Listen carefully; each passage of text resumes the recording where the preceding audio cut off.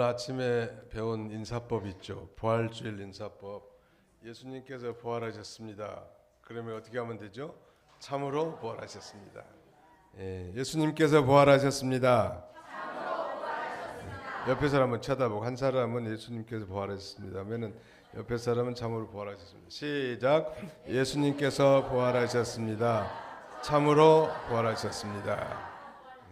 강사님은 혼자라서 잘 못하는데 내가 한번 할게요. 예수님께서 부활하셨습니다.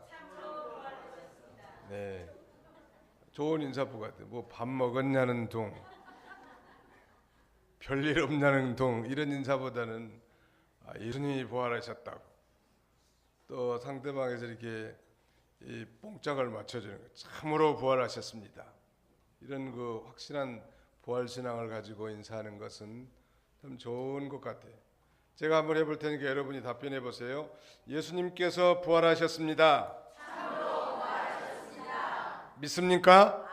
네. 부활 신앙만 있으면 걱정할 거 없다.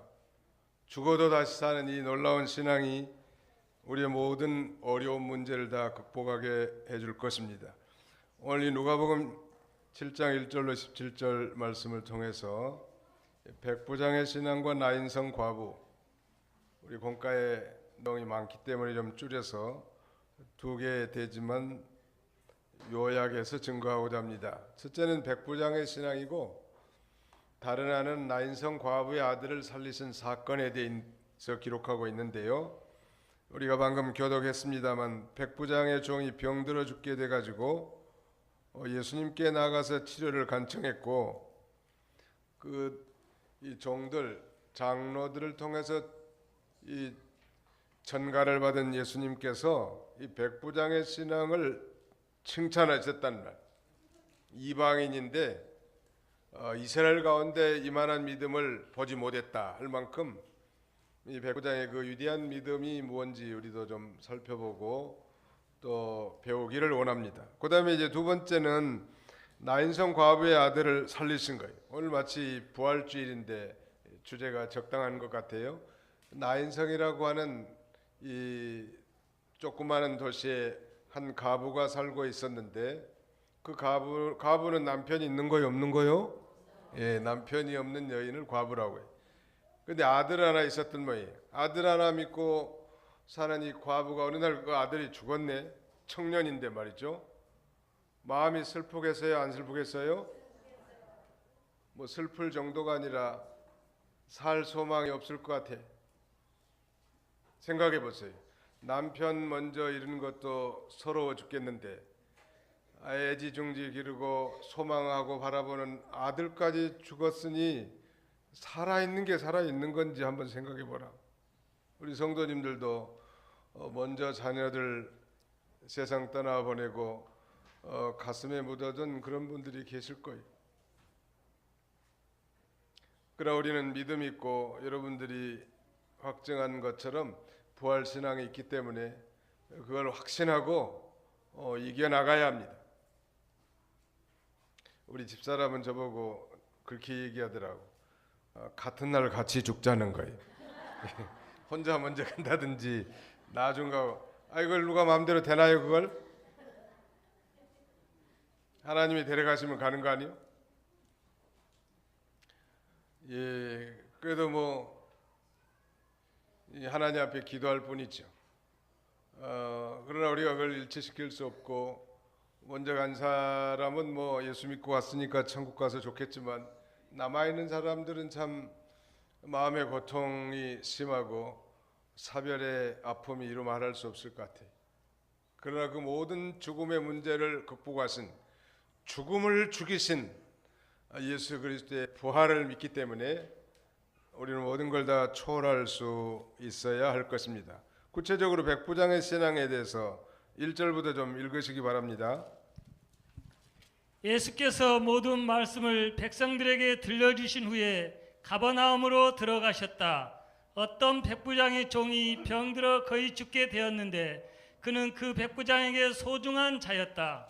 그 백부장이 예수님에 대해 듣고 유대인의 장로들을 그분께 보내어 오셔서 그의 종을 낫게 해달라고 그분께 간청하게 하였다. 그들이 예수께 와서 간곡히 청하여 말하기를 그를 위하여 이렇게 베푸시는 것이 그에게 합당합니다. 그는 우리 민족을 사랑하고 우리를 위하여 친히 해당을 지어 주었습니다. 라고 하였다. 네, 백부장의 종이 병들어 죽게 됐습니다. 이 백부장이라고 하면 우리가 다 배웠겠지만 100명의 병사들을 통솔하는 지휘관이죠. 우리나라로 말하면 한 군대 계급으로 한 대위, 중대장 정도 되지 않겠습니까? 그러니까 100명의 군사를 통솔하는 지휘관인데, 그런데 이 백부장은 지금 로마에서 파송된 로마의 군대입니다. 왜냐하면 당시에 이스라엘 나라는 로마의 식민지였거든요. 로마의 식민지에 파송된 정권이 바로 총독부죠. 로마 총독부에서 그 수하에서 치안 질서를 유지하고 일반 행정까지 담임하는 그런 아주 상당한 권세와 능력이 있는 이 지배국의 군 장교란 말. 그 군 장교가 자기 집에 유대인 종을 데리고 있었는 모양이에요. 근데 오늘 성경에 보니까 그 사랑하는 종이라고 다른 우리 개역 한글판에 돼 있는데, 그 종을 굉장히 사랑했다고 했고, 그 종이 아팠기 때문에 자기가 아픈 것처럼 생각하고 소문을 듣고 예수님을 믿었어요. 예수란 작자는 못 고칠 병이 없다고 하더라. 이 중풍병으로 고통당하는 내 하인을 고쳐달라고 해야지. 그러면서 장로들도 보내고 나중에는 자신이 또 예수님 앞에 직접 나가게 됩니다. 오늘 본문에는 마치 장로님들만 보낸 걸로 돼 있지만 다른 성경은 자신이 나중에 예수님 앞에 가서 간청하는 내용이 나오는데요. 이 당시의 유대 나라는 어느 나라의 식민지였어요? 로마의 식민지였단 말이에요. 그러니까 로마가 유대 나라를 지배하기 위해서 이스라엘의 소위 총독부라는 걸 세우는 거예요. 예수님 당시의 총독은 빌라도예요. 그리고 총독부 산하에 이제 치안 질서 군대가 있고, 그 군대에 상당한 중견 간부인 백부장이 있는데, 그 백부장에게 유대인의 종이 있었고 병들었고, 그 병을 고치려고 예수님 앞에 사람을 보낸 것입니다. 우리 김영삼 대통령 때 우리 광화문 세종로에 그 조선 총독부 건물을 폭파시켰잖아요. 왜 폭파시켰겠죠? 일제의 잔재물이니까 제거시키려고 하니. 그 총독부에서 일본 사람들이 일본에서 총독을 그리 파견해 가지고 이 조선 반도를 지배한 거예요. 얼마나 수치스러운 빌딩이기 때문에 그걸 다 폭파시켜 버린 거예요. 우리나라 어떻게 보면 한 심장부에 있다는 게 참 부끄러운 일아니요? 그런데 유대 나라도 당시에 로마의 식민지하에 있었기 때문에 로마에서 파송된 총독이 있었고, 그 이후에 총독 아래 이런 뭐 근위대 같은 친위대 같은 부대가 있었는데, 그 백부장이 바로 오늘 본문에 등장하는 백부장이고, 종이 하나 있었는데 그 종이 병들어서 죽게 된 거예요. 근데 문제는 그 백부장의 종이, 그 백부장이 어떤 존재였는가? 7장 2절 한번 보세요. 어떤 백부장의 종이 병들어 거의 죽게 되었는데 그는 그 백부장에게 소중한 자였다. 아주 참 충성스러운 종이었나 봐요. 근데 그 종이 지금 죽게 생겼다고. 또 다른 성경 한번 읽어보세요. 마태복음 8장 6절 한번 읽어주세요. 윤현주일 학생, 떠들면 안 됩니다. 예배 시간에. 예배 시간에는 하나님 앞에 예배드리는 거니까. 마태복음 8장 6절 말하기를 주님 제 종이 중풍으로 집에 누워 몹시 괴로워하고 있습니다 하니. 예. 말하기를 주님 제 종이 중풍으로 집에 누워 몹시 괴로워하고 있습니다 라고 이렇게 말하고 있어요. 또 다른 성경에는 사랑하는 종이라고 이렇게 표현해 놨는데, 이 지배국의 장교가 피지배국의 하나의 종이 병든 것은 아무것도 아닐 수 있죠. 종이 병들면 그저 다른 사람으로 바꿔 치우면 되는 거지. 자기 종이 병들었다고 뭐 고민할 필요도 없고, 그다음에는 뭐 예수님께까지 찾아가서 사정할 필요도 없는데, 이 백부장은 놀랍게 이 권력과 지배력을 가진 이 식민지 국가에 파송된 군인이었는데, 그 식민지 국가의 한 종을 굉장히 사랑하고, 또 식민지 국가가 종이긴 하지만 그들을 위해서 회당을 지어주고 사랑을 베푼 거예요. 참 보기 드문 일이죠. 오늘 보면 7장 이 5절에도 우리 다 같이 한번 7장 5절 한번 4절 5절 같이 한번 읽어봅시다. 7장 4절 5절 시작.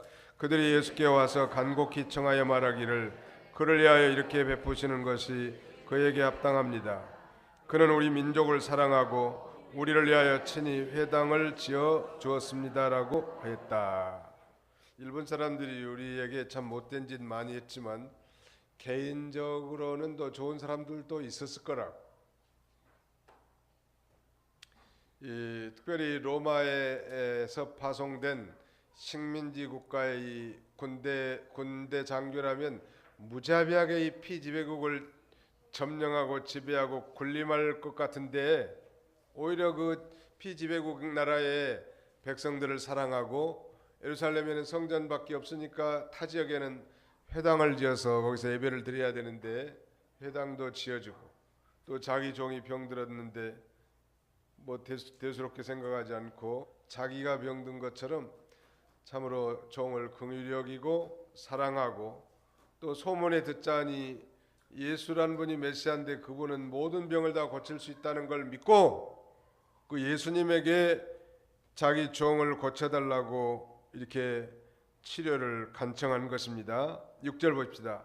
예수께서 그들과 함께 가시는데 그 집에서 그리 멀지 않은 곳에 이르렀을 때 그 백부장의 친구들을 보내어 예수께 말씀드렸다. 주님, 수고하지 마소서. 저는 주님을 제 지붕 아래로 들어오시도록 할 만한 자격이 없습니다.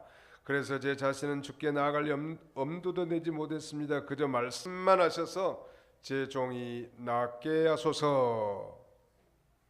이 백부장이 유대 장로 몇 사람을 예수님께 보내서 그 종을 고쳐주기로 간청했고, 처음에는 장로들 보내서 간청했고, 그 다음에는 자신이 직접 예수님께 나와서 간청했는데, 어떻게 예수님은 알고 믿었을까?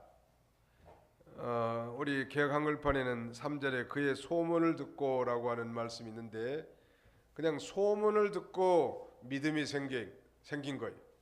마치 여리고 담벼락에서 술집 하던 기생 라합이 소문만 듣고 여호와 하나님은 상천하지 하나님이라는 것을 깨달은 것처럼, 믿음은 들음에서 나며 들음은 그리스도의 말씀으로 말미암는 거라고 했습니다. 자꾸 말씀을 들으면 믿음이 생기는 거예요.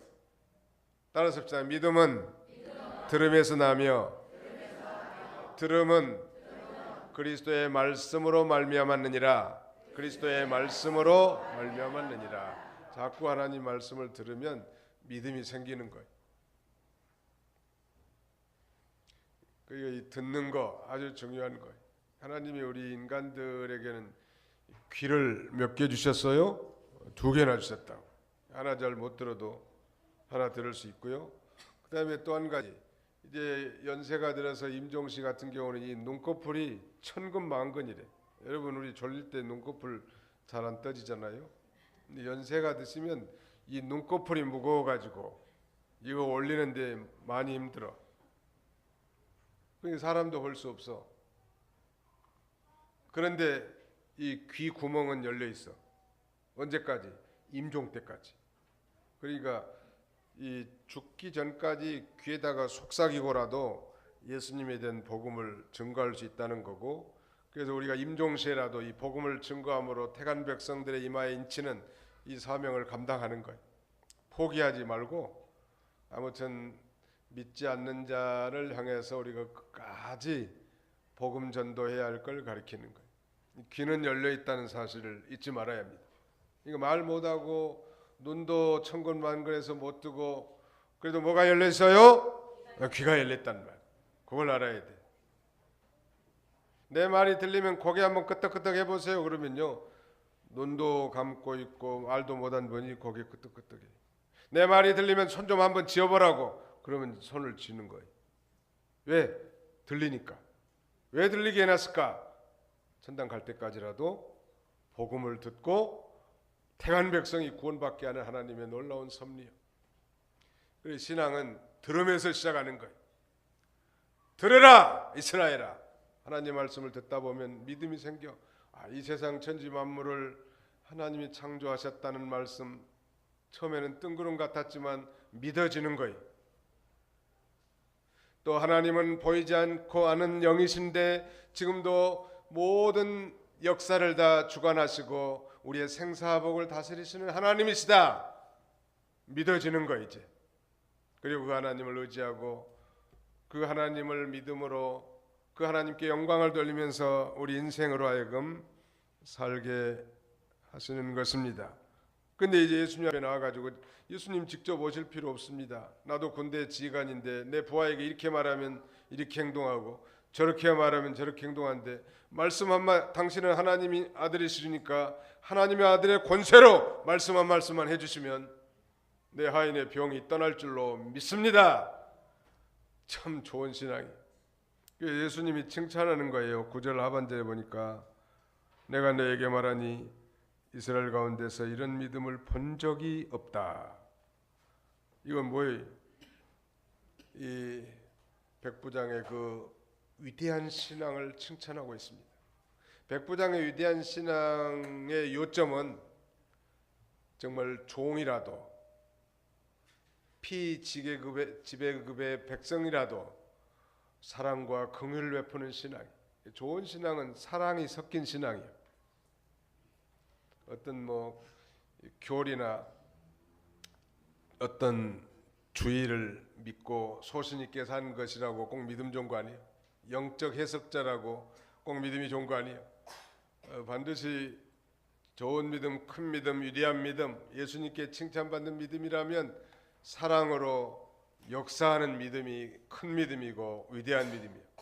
그리스도 안에서는 할례나 무할례나 소용이 없대. 이 사랑으로 역사하는 믿음뿐이니라.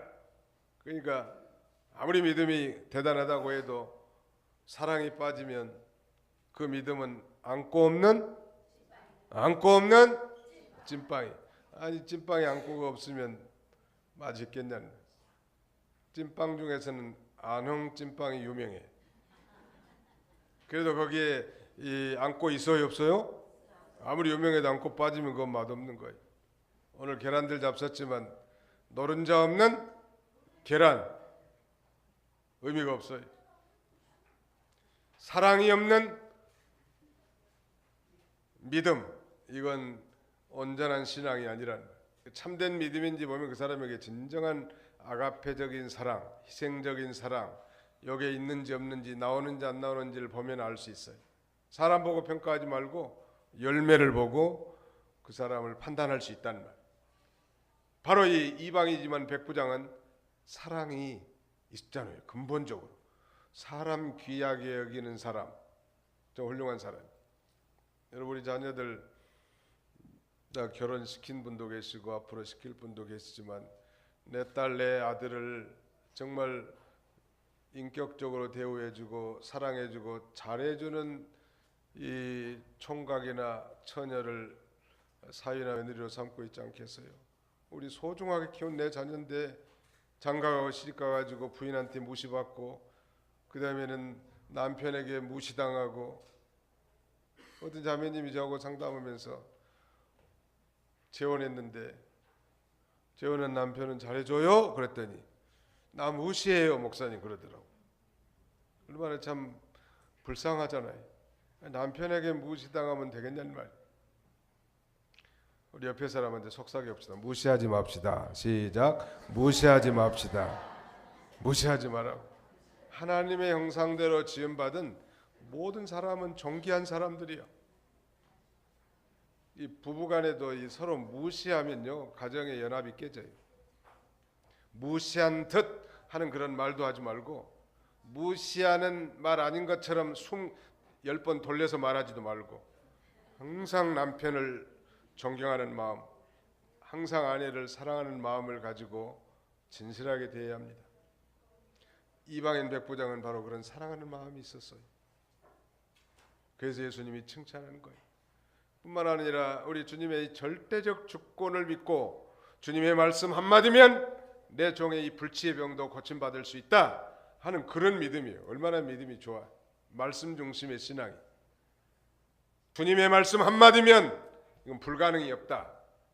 아주 하나님의 말씀을 절대적 진리의 말씀, 능력의 말씀으로 믿은 것이 예수님이 칭찬하니, 오늘 우리도 그런 믿음으로 살면 예수님이 칭찬할 것 같아요. 내가 이스라엘 중에 이만한 믿음을 본 적이 없다. 내 믿음이 크도다. 이렇게 칭찬받을 수 있을 것입니다. 되게 사람들로부터 존경받고 힘을 가진 사람은 교만해지기 쉬워요. 힘을 가진 백부장은 더더욱 그러게 될 가능성이 농후한 사람인데 속국 백성인 예수님을 향하여 여기도 주님이라는 단어를 쓰고 있지 않습니까? 참 또 겸손한 사람이 큰 사람. 내 믿음이 크도다. 예수님이 칭찬하니 백부장의 위대한 믿음을 세 가지만 꼬집으라면 첫째, 긍휼과 사랑이 있는 믿음이요. 어떤 사람은 공의를 굉장히 외치긴 한데 정말 사람을 진정으로 귀하게 못 보고 이렇게 나가는 사람들도 있습니다. 그러나 우리 예수님께서도 성경에 보면 저들을 긍휼히 여기셨다. 저들을 보사 민망히 여기시고 하는 이런 건 전부 다 저 백성들 향한 긍휼과 자비하심의 또 다른 표현이에요. 정말 어려움 당한 사람들 보면 정말 안쓰럽고 불쌍한 마음이 들지 않나요? 심지어는 동물에게도. 그 동물을 학대하는 그건 성경적 사상은 아니에요. 모든 생명체를 다 귀중하게 여기는 거예요. 하물며 하나님의 형상대로 지음받은 사람의 생명이 얼마나 귀중하냐는 말이에요. 우리 집 자식이 귀한 줄 알면 남의 자식도 얼마나 귀하냐는 말이에요. 어디 가든지 사람이 귀한 줄 알아야 돼. 사람이 귀한 줄 알아야 돼. 일보다도 사람이 더 귀한 것. 사람이 무시되고 인권이 유린되고 무시되는 그런 사회. 그건 하나님이 원하시는 사회가 아니. 아무리 목적이 그럴듯한다 할지라도. 공산주의가 다 그런 거 아니? 개인의 목숨이 그저 파리의 목숨과 같으면서 무슨 유토피아를 건설하겠다고 하는 게 이게 말이나 되냐는 말이야. 다 무너질 나라들. 저 북한도 무너져야 할 나라고 하나님 반드시 무너뜨릴 것입니다. 시간의 문제. 정면으로 하나님을 대적하는 이 나라 아니에요 지금 북한은. 인간을 하나님 대신 거기다 세워놓고 하나님처럼 섬기게 하는 나라가 지구촌에 어디 있냐는 말이에요. 그 다음에 두 번째 여기 보시면 나인성 과부의 아들을 살리신 사건이. 나인성은 이 갈릴리 가버나움에서 약 32km 떨어진 작은 도시인데요. 거기 성 안에 사는 과부가 있는데 그 과부에게는 소망이 그 외아들인데 그 외아들이 죽어서 그를 장사하기 위해서 사람들이 지금 상여를 메고 나가는 길인데 그때 이 나인성 과부는 이 아들에 대한 소망이 끊어졌기 때문에 아주 그 상여 뒤편에서 슬피 울며 따라가는 거예요. 그때 예수님께서 그 과부를 보시고 어떻게 말씀하시는가 보세요. 13절 한번 보세요. 우리 주님의 마음이에요. 주께서 그 여자를 보시고 어떻게 여겨 울지 말라 말씀하셨습니까? 불쌍히 여기는 거. 불쌍히. 어려움 당한 사람들 보면 좀 불쌍히 여기는 마음이 있어야 돼. 잘 죽었다 이렇게 정죄하지 말고 이 불쌍히 여기는 긍휼심 또 연민심 이런 마음이 우리에게도 있어야 돼. 우리 주님의 마음이란 말. 너무 세상이 각박해져 가지고 이거 사람 죽이는 것도 무슨 뭐 파리 하나 죽이는 것 같이 여기는 그런 시대가 되고 있지 않습니까? 생명이 얼마나 귀중한데. 여기 아무튼 이 나인성 가부의 아들이 왜 죽었는지, 무슨 병에 걸려 죽었는지 뭐 그런 이유는 여기 전혀 기록하지 않았지만, 아무튼 이 애로운 가부에게 유일한 소망이었던 이 청년, 그것도 아들이 과부가 죽은 거예요. 가부 아들이 죽은 거예요. 얼마나 힘들었을까, 얼마나 괴로웠을까, 얼마나 슬펐을까 충분히 이해가 되잖아요. 예수님이 찾아가셔서 그 여자를 보시면서 불쌍히 여기시고 울지 말라고 이렇게 위로해 주시면서 다가가서 지나가는 이 상여 행렬의 관에다가 손을 대는 거예요. 이 관에다 바로 손을 댄 이유는 뭐냐면, 전에 그쪽에 그 선교 가서 어떤 사람이 죽었는데 돈이 좀 많은 사람은 상당히 그 상여도 화려하게 이렇게 꾸미지만, 보통 사람들은 그냥 관만 올려놓고 거기에다가 검은 천을 덮고 그다음에 이 상도들이 그냥 메고 신속히 가더라고. 아마 여기도 그랬을 것 같아. 관만 검은 천으로 덮어가지고 여러 사람이 어깨에 메고 이렇게 가는데, 예수님이 그 관에다가 손을 댄 거예요. 손을 대시면서 예수님이 뭐라고 말씀하셨어요? 뭐라고 말씀하셨어요? 청년아, 청년아, 내가 너희에게 말하니 일어나라, 이렇게 명령하신 거예요. 한번 따라합시다. 청년아, 내가 너희에게 말하니 일어나라. 이 한마디 딱 한 거예요. 이 한마디에 이 관 속에 있는 이 청년이 벌떡 일어났단 말, 살아난 거예요. 이 말씀 한마디에 아주 이 벌떡 일어나는 놀라운 역사가 여기 지금 나타났습니다. 예수님의 이 한 말씀에 죽어서 관 속에 넣은 바 된 그 청년이 즉시 살아나는 거예요. 모든 사람들이 보고 정말 이건 신기한 일이다, 그러면서 하나님 앞에 영광을 돌리게 되는데요. 우리가 여기서 배울 수 있는 이 중요한 교훈을 세 가지만 지적한다면, 첫째는 이 나인성 과부의 아들을 이 살리는 사건을 통해서 바로 예수님께서 자신이 메시아, 하나님이 보내신 그리스도이신 것을 증명해 주는 사건입니다. 자신의 말씀 한마디로 직접 죽은 자를 살려내신 거예요. 야, 이건 정말 인간의 생사복을 주관하시는 하나님의 아들이시구나, 이 사건을 통해서 알 수 있지 않습니까? 그 다음에 두 번째는 이제 부활의 예표지요. 예수님께서 이제 장차 죽음을 정복하시고 부활하실 것을 가리킬 뿐만 아니라 믿는 성도들도 종말에 부활할 것을 예표한 사건이, 완전히 죽은 사람을 살릴 수 있는 분은 아무도 없어, 하나님 외에는. 그래서 그 죽은 나인성의 가부 아들을 살림으로써 자신이 하나님이 보내신 메시아, 즉 구세주라는 사실을 증거했고, 또 자신이 이제 얼마 후에 십자가를 지시고 장사된 바 되겠지만 다시 부활할 거고, 그를 믿는 모든 사람들도 다시 부활할 것을 예표해주는 사건이란 말. 그 다음에 또 한 가지는 인간에 대한 예수님의 이 사랑과 긍휼을 잘 보여주는 사건이. 아마 이 여자는, 이 과부는 그 독자 하나밖에 없는 이 아들이 죽었을 때 세상을 살아갈 힘이 없었을 것 같아요. 전에 어떤 권찰님은 자기 아들이 대학생인데 그 건설 현장에 알바 갔다가 그만 포크레인 머리에 맞아서 즉사했다. 그래서 그 권찰님이 교회를 오시기는 오시는데 발이 땅에 잘 안 디뎌져.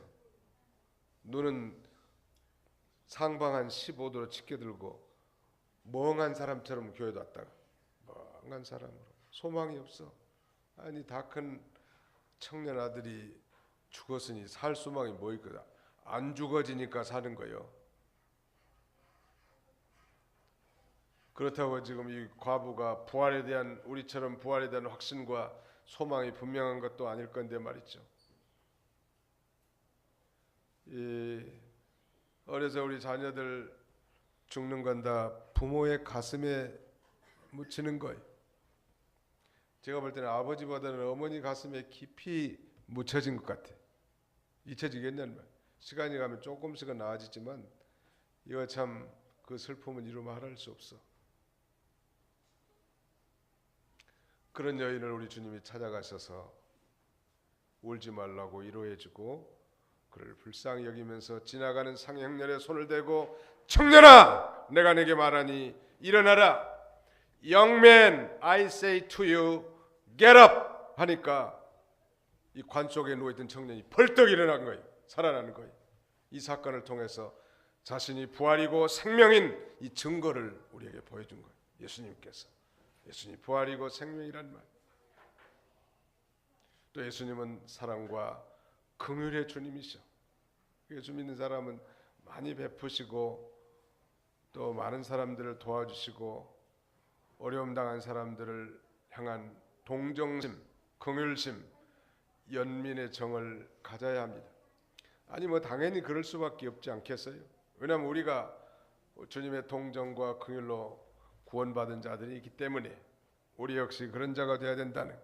바로 예수님은 이 사건을 통해서 자신이 하나님의 아들 메시아이심을 증거해 주셨고 생사의 여탈권이 자신에게 있다는 사실을 하나님의 아들 되심을 증거해 준 중요한 사건.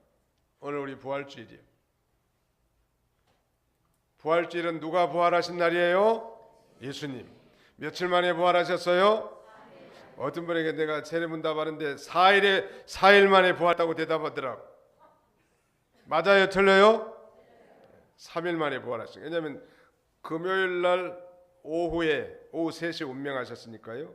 금요일, 토요일, 주일 새벽. 그러니까 3일이잖아요. 혹시 누가 물어보면 예수님 며칠 만에 부활하셨습니까? 그래서 나흘이라고 한 사람들은 뭔가 잘못 배운 거예요. 나사로가 나흘 만에 살아났어. 살리셨죠. 아마 나사로하고 착각한 모양이에요. 예수님이 부활한 거하고 나하고 무슨 상관이 있습니까? 아침에 했잖아요. 예수 부활, 예수 부활, 내 부활. 발음을 정확히 하라.